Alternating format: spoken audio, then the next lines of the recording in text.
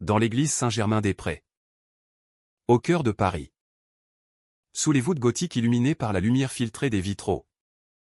Julien leva la main et gifla violemment Emma. Sa belle-fille de 10 ans. Devant l'autel orné de fleurs blanches. La petite fille, vêtue d'une robe rose pâle, recula en pleurant. Le visage rougi par l'impact. Tandis que l'assemblée entière retint son souffle dans un silence assourdissant. Alexandre, le frère cadet de Julien, assis au premier rang, se leva d'un bond, son cœur battant la chamade, et cria d'une voix tremblante mais ferme, « Arrêtez tout. Ce mariage ne peut pas avoir lieu. » Alexandre avait toujours su que son frère Julien cachait une rage intérieure. Forgée par des années d'éducation stricte dans leur famille conservatrice de la banlieue lyonnaise. Leur père, un ancien militaire, avait imposé une discipline de fer, où les émotions étaient des faiblesses à réprimer. Julien, l'aîné, avait hérité de cette rigidité. Devenant un avocat prospère à Paris. Marié une première fois puis divorcé. Et maintenant sur le point d'épouser Sophie. Une femme élégante de 35 ans. Mère d'Emma. Alexandre, à 28 ans, avait choisi un chemin différent, professeur de littérature dans un lycée parisien.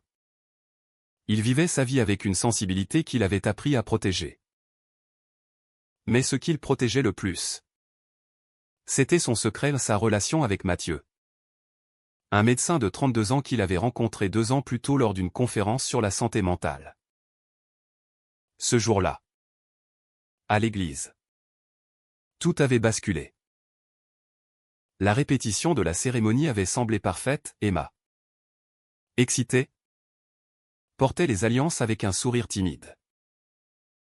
Mais quand elle avait trébuché sur le tapis, faisant tomber les bagues avec un tintement métallique, Julien avait explosé. Petite idiote, avait-il hurlé, avant de la gifler. Sophie avait pâli. Les invités murmuraient.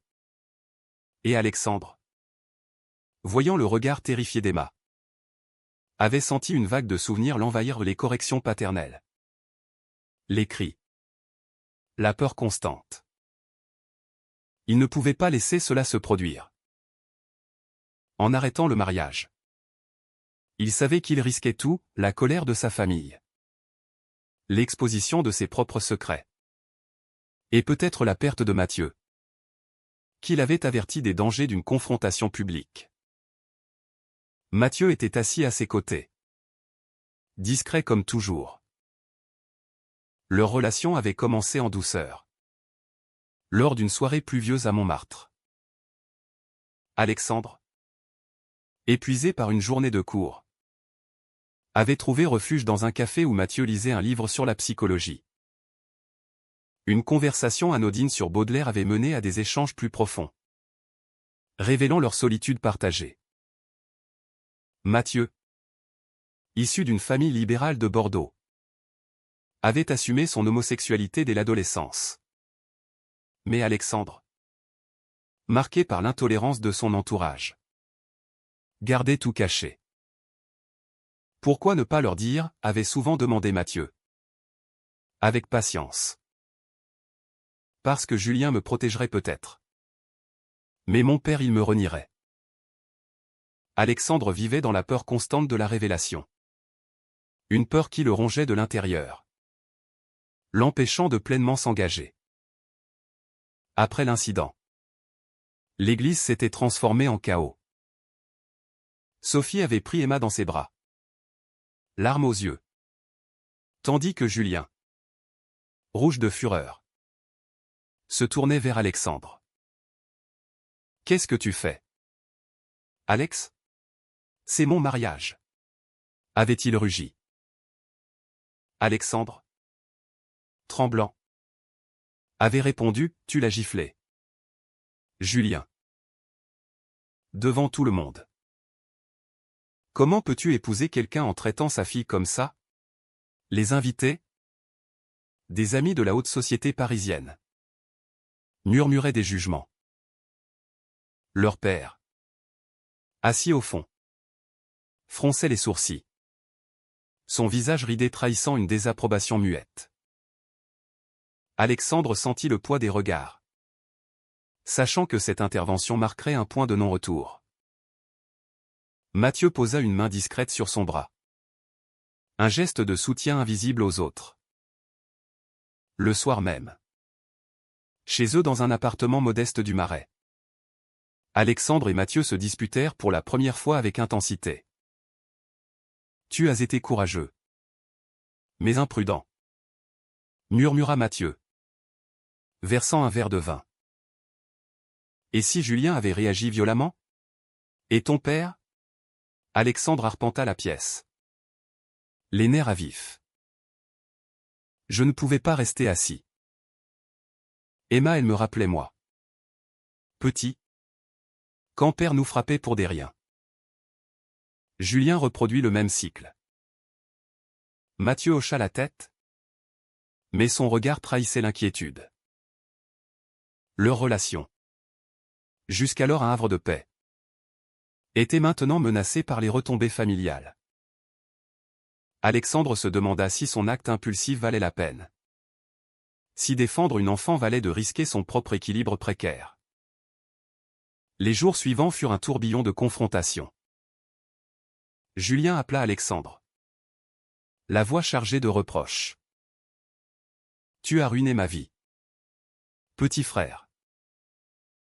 Sophie ne veut plus me parler. » Alexandre, assis dans son bureau entouré de livres, répondit calmement, « C'est toi qui l'as ruinée en levant la main sur Emma. » « Pourquoi as-tu fait ça ?»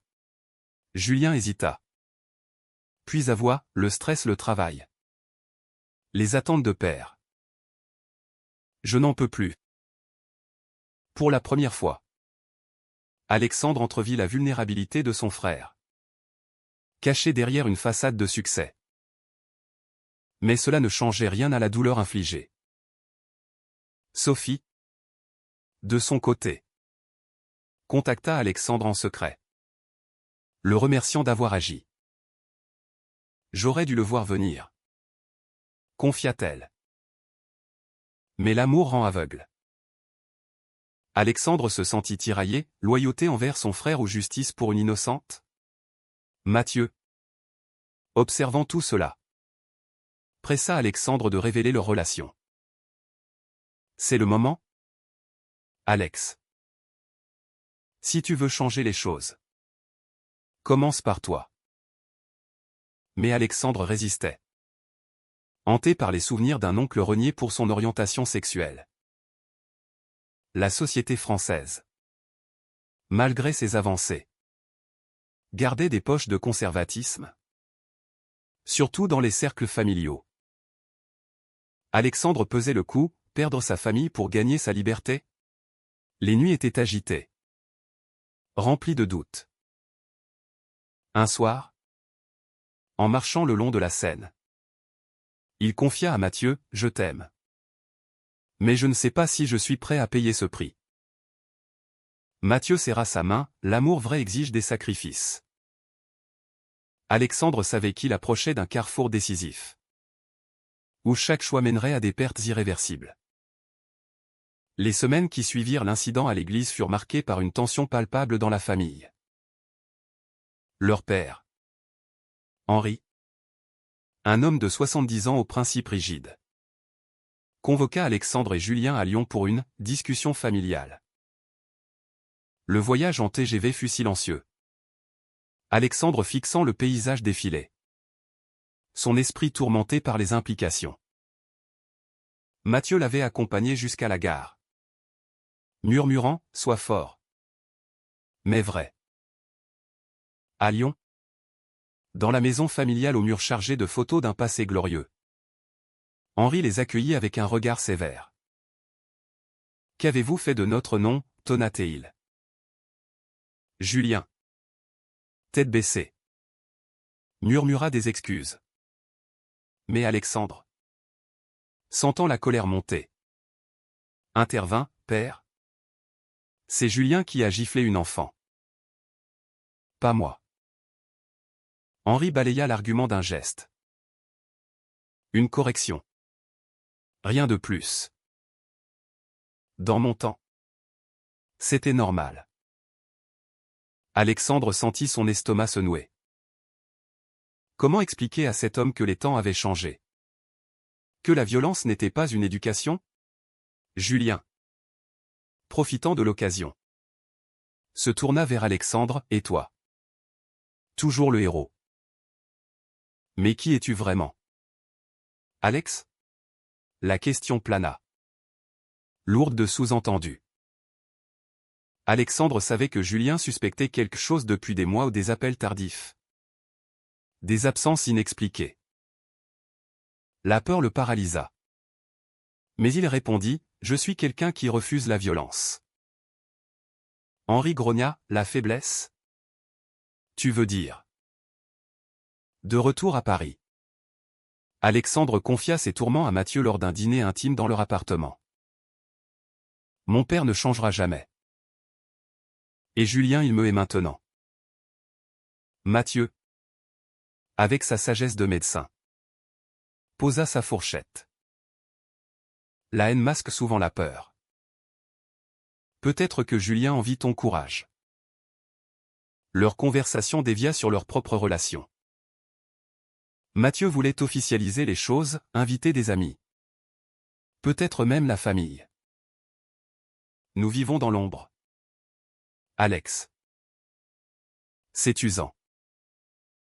Alexandre hésita, imaginant la réaction de Henri. Et si ça détruit tout? Mathieu soupira, et si ça libère tout? Ce soir-là.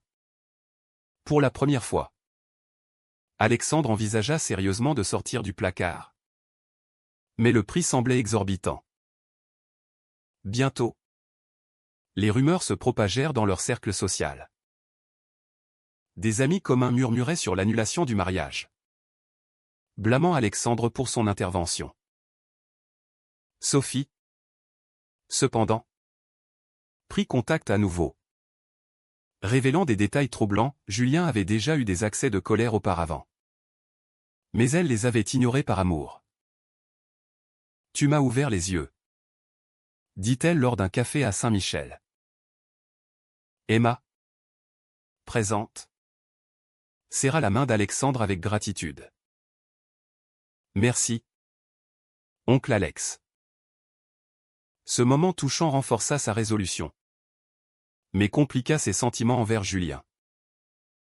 Était-ce une trahison de soutenir Sophie contre son propre frère? Mathieu, de son côté, faisait face à ses propres doutes. Son travail à l'hôpital Pompidou l'épuisait. Et la discrétion imposée par Alexandre ajoutait du stress. Un soir, après une garde difficile, il explosa, « Je t'aime. Mais je ne peux pas vivre éternellement caché. Choisis, nous ou ta peur. » Alexandre, choqué, passa la nuit seul, réfléchissant à ses options. Révéler son orientation signifierait affronter les préjugés sociétaux des collègues conservateurs au lycée. Des amis d'enfance homophobes.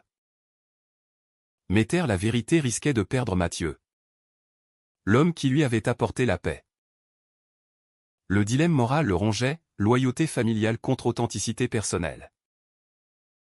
Julien, isolé, tenta une réconciliation. Il invita Alexandre à un déjeuner dans un bistrot du quartier latin. « J'ai merdé » admit-il, les yeux rougis. « Mais toi, en arrêtant le mariage, tu m'as humilié. » Alexandre, empathique, répondit, « C'était pour Emma. Et pour toi. Peut-être. Tu reproduis ce que père nous a fait. » Julien rit amèrement, « Et toi? Toujours parfait. » Hein? J'ai vu comment tu regardes Mathieu. Le cœur d'Alexandre s'arrêta. « Qu'est-ce que tu insinues? » Julien haussa les épaules, « Rien. Juste sois prudent. père ne l'accepterait pas. Cette conversation révéla une fissure, Julien savait. Mais choisissait le silence. Par protection ou par peur? Les tensions culminèrent lors d'une fête familiale pour l'anniversaire de Henri. À Lyon, l'atmosphère était électrique. Sophie avait décliné l'invitation. Mais Emma envoya un dessin à Alexandre. Un geste qui le toucha profondément. Durant le dîner, Henri porta un toast aux valeurs traditionnelles. Alexandre, bouillonnant, posa sa fourchette. Et si ces valeurs blessent? Comme quand Julien a giflé Emma. Le silence tomba. Julien pâlit. Henri fulmina, respecte ton frère. Alexandre, poussé à bout, lâcha, et si je vous disais que je suis gay? Les mots sortirent malgré lui. Un aveu impulsif. Henri se leva. Le visage livide. Sors d'ici. Julien. Choqué. Murmura, Alex. Mathieu. Informé par téléphone. Accouru à Lyon. Tu l'as fait. Dit-il. Serrant Alexandre dans ses bras. Mais la joie était mêlée de tristesse, la famille était brisée. Alexandre payait le prix de sa vérité. Perdant peut-être son père à jamais. Les nuits suivantes furent hantées par des regrets. Avait-il choisi correctement? Les retombées de l'aveu d'Alexandre furent dévastatrices. Henri, inflexible, coupa tout contact. Envoyant un message laconique, « Tu n'es plus mon fils ». Julien, tiraillé, appela sporadiquement, oscillant entre soutien et reproche. « Tu aurais pu attendre », dit-il un jour. Père est vieux, fragile. Alexandre, de retour à Paris, répondit, « Attendre quoi? Toute ma vie ?» Mathieu devint son ancre, l'aidant à naviguer les eaux troubles de l'acceptation. Ensemble, ils assistèrent à des groupes de soutien LGBT à Paris, où Alexandre rencontra d'autres hommes aux histoires similaires au rejet familial. Luttes intérieures. Ces rencontres l'éclairèrent sur les pressions sociétales persistantes en France, malgré les lois progressistes. Au lycée, les rumeurs circulèrent. Un collègue conservateur murmura des jugements. Mais la plupart des enseignants le soutinrent. Une élève, inspirée, confia son propre questionnement identitaire. Alexandre réalisa que son acte avait des ondes positives. Mais le coût personnel était élevé, insomnie, anxiété, un sentiment de perte profonde. Mathieu, patient, l'encouragea, « Tu es libre maintenant. » Pourtant, Alexandre doutait, la liberté valait-elle l'isolement? Sophie, reconnaissante, proposa une alliance inattendue. Elle invita Alexandre et Mathieu à dîner avec Emma. « Vous êtes des modèles pour elle, » dit-elle. Emma, rayonnante, dessina un portrait des deux hommes. Ce moment chaleureux contrastait avec le vide familial. Julien, apprenant cela, réagit avec jalousie, « Tu prends leur parti maintenant ?» Lors d'une confrontation à Paris. Il avoua ses propres tourments, « J'ai toujours su pour toi, Alex. Mais je t'enviais ta sensibilité. Moi, je suis coincé dans ce rôle d'homme fort. » Alexandre, ému, vit enfin la douleur de son frère, une vie construite sur des mensonges sociétaux.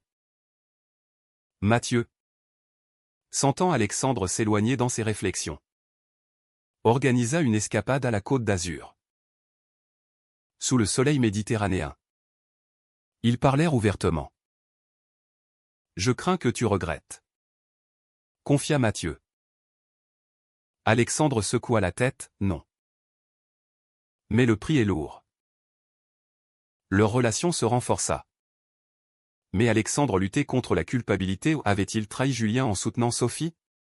Les mots tinrent le hantaient, choisir la justice ou la loyauté? Henri. De son côté. Sombra dans la solitude. Julien. Visitant Lyon. Trouva son père affaibli. Regrettant en silence. Il parle de toi. Dit Julien à Alexandre. Pas en bien. Mais il parle. Alexandre envisagea une réconciliation. Mais à quel prix? Renier sa vérité? Non. Il ne pouvait pas. Les mois passèrent. Et un événement inattendu força une confrontation finale. Emma tomba malade. Une grippe sévère. Et Sophie appela Julien. Il accourut. Montrant un côté vulnérable. Alexandre, informé, se joignit à eux à l'hôpital. Là, face à la peur commune, les barrières tombèrent. Julien serra la main d'Alexandre, merci d'être là. Pour elle. Henri, averti, apparut. Le regard dur mais brisé. Pour la petite, marmonna-t-il. Mathieu resta en retrait. Observant. Dans la chambre d'hôpital. Alexandre affronta son père, acceptez-moi tel que je suis. Ou perdez-nous tous. Henri hésita. Les yeux humides. Les temps changent mais pas moi. Pourtant. Il ne partit pas. Julien. Médiateur. Avoua, j'ai été faible. Alex. Pardonne-moi. Alexandre.